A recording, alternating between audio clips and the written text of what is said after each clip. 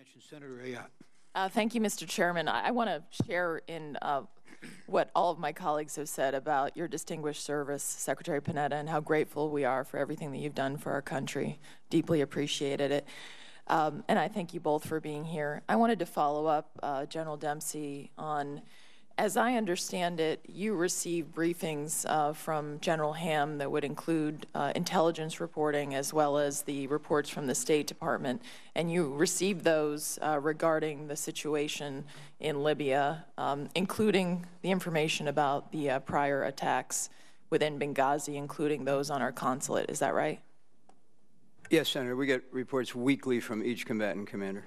And so as the ARB found, as well as the HISC did a report on this as well, but the ARB had said that there was a clear and vivid picture of a rapidly deteriorating threat environment in eastern Libya. Would you agree with that? Yes. Okay.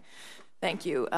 One of the things you had said is that, Secretary, that you were aware that Ambassador Stevens of his cable that said that the consulate could not withstand a coordinated attack. Is that right?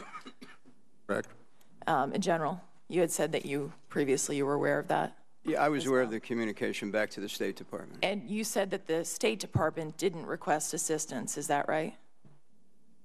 Is that, General, I believe you said that? Yes. No, that's correct. Did you ever bring that to the attention of Secretary Clinton? I mean, this is a pretty surprising and shocking, important cable to receive from an ambassador that where our people are housed could not withstand a coordinated attack. Did you ever speak with Secretary Clinton about that? Senator, you know, as I mentioned in my testimony, NCTC had identified almost 281 facilities that were under a threat of one kind or another, and to deal with that, I mean, that's not our responsibility. Well, that's I the just State want Department's to, and I just would add my straightforward question, I think, and particular to both of you, is particularly to General Dempsey. You said you were aware of the cable. Did you ever bring it to Secretary Clinton's attention, given that it said from her ambassador that the consulate could not withstand a coordinated attack? Yes or no? I did not. The cable was actually to the State Department, not to me. No, I understand, but you were aware of it. It's a pretty important cable, and you said you were also aware of the deteriorating security situation. As a result of our meetings on the counterterrorism, but you did not bring it to Secretary Clinton? I did not. Did you ever bring it to the President's attention, either of you? No. No. Okay. Let me, based on the deteriorating security situation, we have this map that has the potential military bases in the area. As I understand it, we have F-16s at Aviano. Is that true? That's correct. Were they deployed that night? They were not. Why not?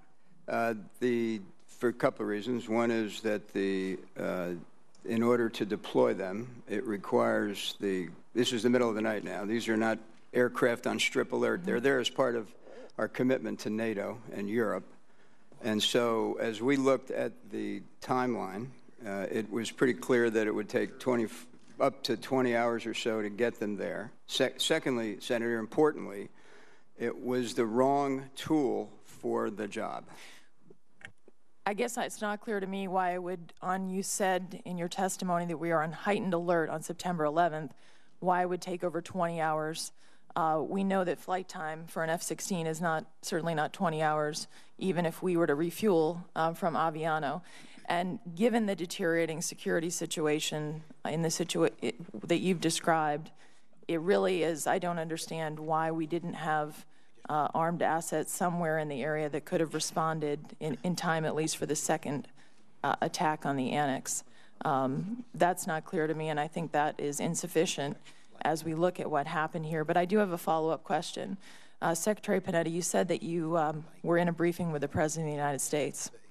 I believe it was about 5 o'clock our time, and you had just learned about the incident on the consulate. What conversation did you have with the President? What did he ask you to do as a result of this attack? And throughout the night, what communications were you having with him? Yeah. And can you tell us on a timeline as to who was calling the shots there, if it wasn't him, another member of the White House? At the time, we were concerned about Cairo and demonstrations in Cairo, and then we had just picked up the information that that something was happening, that there was an apparent attack going on in Benghazi, and I informed the president of that fact, and he at that point directed both myself and General Dempsey to do everything we needed to do to try to protect lives there. Did he ask you how long it would take to deploy assets, including armed aviation, to the area? He basically said, do whatever you need to do to be able to protect our people there. Did you have any, so he didn't ask you what ability we had in the area and what we could do? No, I mean, he relied on both myself as secretary and on General Dempsey's capabilities. He knows generally what we've deployed into the region. We've presented that to him in other briefings, so he knew generally what was deployed out there, but as to specifics about time, et cetera, no, he just left that up to us. Did you have any further communications with him that night? No.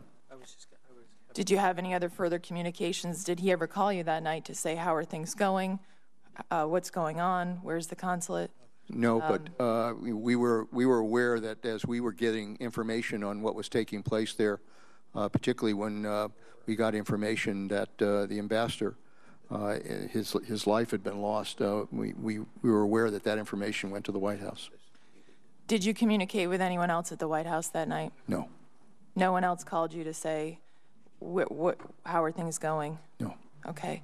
And since then, has the president asked you, why weren't we able to get, in light of the second attack that occurred 7 hours later, armed assets there in order to help those who were left and attacked in the annex? The president has made very clear to both myself and General Dempsey that with regards to future threats, we have got to be able to deploy forces in a position where we can more rapidly respond.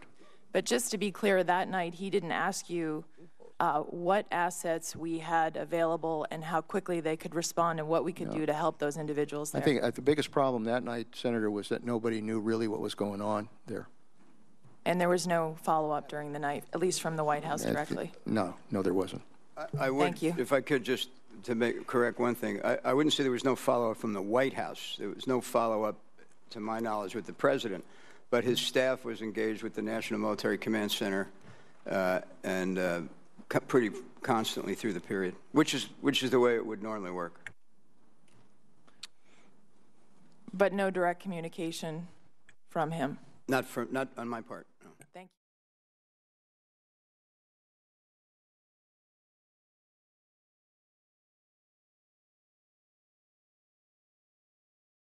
This has been a Sunfish production.